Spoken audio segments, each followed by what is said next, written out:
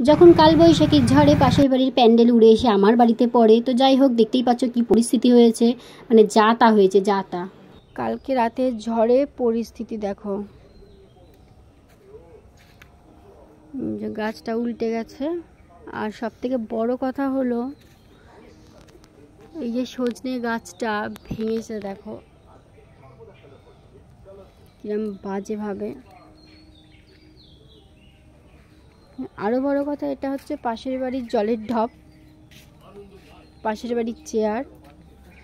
আর কালী পুজো হয়েছিল কালকে ওদের বাড়িতে, পুরো প্যান্ডেলটা ভেঙে আমাদের বাড়িতে।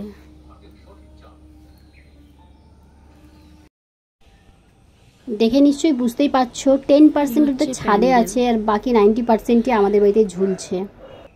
পলিথিনটার মধ্যে প্রচুর জল রয়েছে, নাড়াঘাটা করছি না, একটা গামলা দিয়ে দেবো পরে, পাশের বাড়ির প্যান্ডেল না পড়ে। হাইরে, তা আমাদের বাড়িতে করলেই ভালো হতো।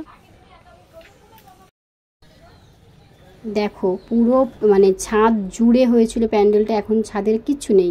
আর এদিকে আম গাছে কার একটা ভালো কাপড় ঝুলছে, মানে শাড়ি উড়ে এসে মানে কি আম গাছে জড়িয়ে গেছে। ভয়ঙ্কর ঝড় হয়েছিল কাল রাতে, মানে বলার মতো না। রাতে তো না, ভোরবেলায় পোল বেঁকে কি অবস্থা। পোলের ওপরে পুরো যেহেতু প্যান্ডেলটা পড়েছে, পোলটা আমাদের বেঁকে গেছে এই সাইডে।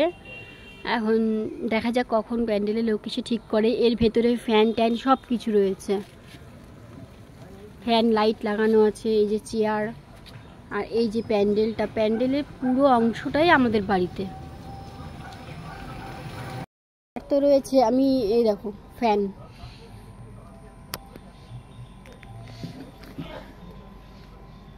কি বিচ্ছিরি ঝড় হয়েছে, ফ্যানটা পর্যন্ত উড়ে এসে পড়তে হলো।